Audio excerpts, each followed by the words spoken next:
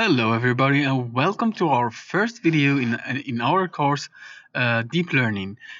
This course came actually after our course, Machine Learning, which I highly recommend you to take because it has all the basics for this course. And if you didn't take it, I highly recommend you to take it. If you already know about machine learning from somewhere else, it's highly recommended. If you don't know, it's gonna be a little bit hard for you.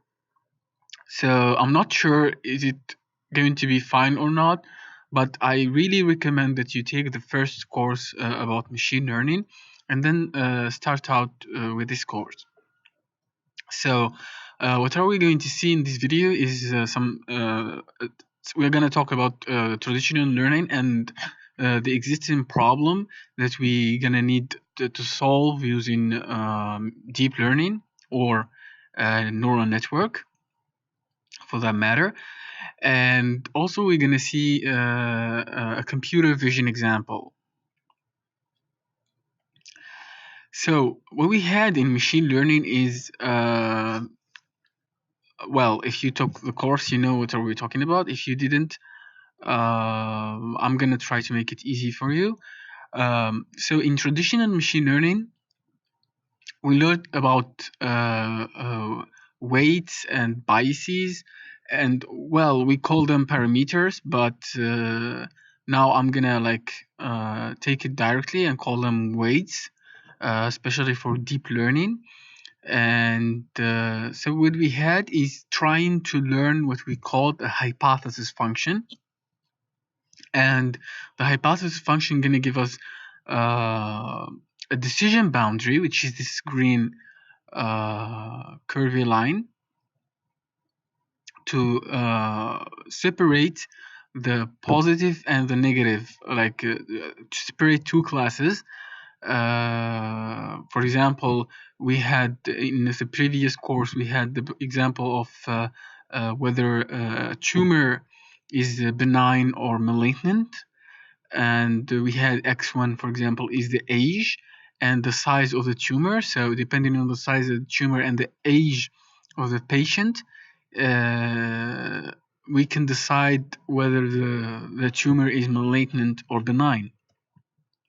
So yeah, and we learned about the sigmoid function and how it can help us to decide because it's bounded between 0 and 1 exactly.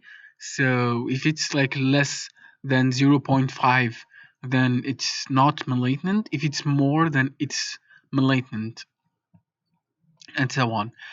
So, and the most important thing is about the decision boundary. We said that the harder decision boundary it is, like this is not linear decision boundary, so it's hard like to be curvy like that. The solution is when in the hypothesis function, we just add some multiply the features and make it like quadratic. We learned about the quadratic function and the cubic function, and so make it like quadratic and cubic and just multiply the features. It's like making new features out of the old features and make them quadratic. Like easily speaking, just make the hypothesis function more complex. In that way, you can get more complex decision boundary. So, but the problem is, here we have only two features. We have x1, x2. We don't have like 100 features. But imagine if we have more than two features, like let's say 100 or 200, 300, which is the case for in practical machine learning, and that's our goal, to actually practice machine learning and not just see examples. So if we have this kind of number of features, calculating the hypothesis function is going to be like almost like super hard or even impossible for our computers, no matter how powerful is your computer. So we need to come up with a new solution better than these solutions in the traditional machine learning. So let's see an example that shows more this problem. Let's see, we want to learn about pictures classification, which is in the field of computer vision.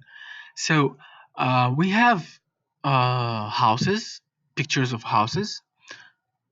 We have pictures of something or things that are not houses, and we have a test picture.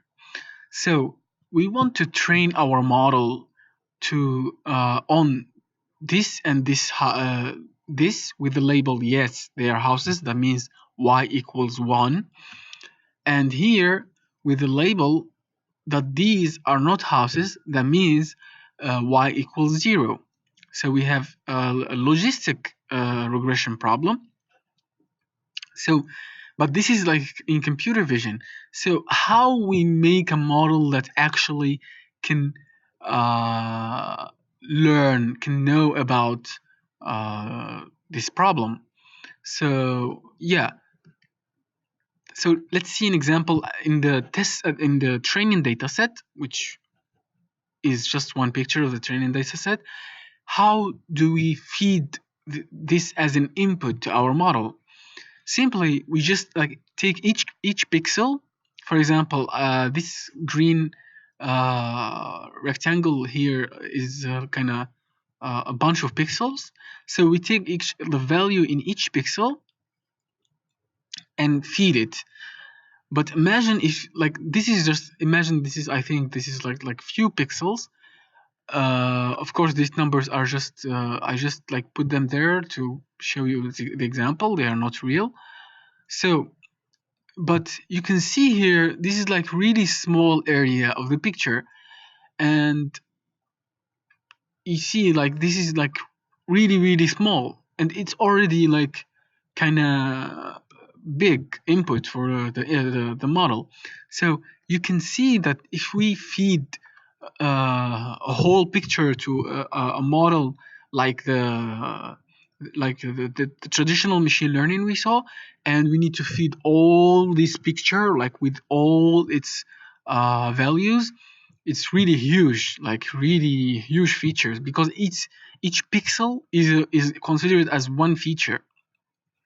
So it is entirely impossible to do that with traditional machine learning. Not entirely, but like super hard. Maybe entirely impossible if the picture is with high resolution, and super hard even for small pictures, like we can see here. So if we use the simple logistic regression we previously saw to classify this picture as a house or not, let's say the image is only 100 by 100 pixels, which is like really small for nowadays pictures. That means 10,000 pixels. If the picture is black and white, so imagine if the picture is black and white, we're gonna have 10,000 pixels. If it's RGB, red, green, blue, that means it's gonna be 30,000 pixels. Imagine 30,000 features, feeding them as an input for a model to train. It's entirely crazy to imagine. So we need definitely another model to learn all these millions of features to feed the data. So yeah, so it's entirely impossible to use traditional machine learning to solve these kind of problems, and we have the solution for that: deep learning, or aka also neural networks. And that's what we're gonna do and see during the course. So yeah, so stay tuned and see you next video.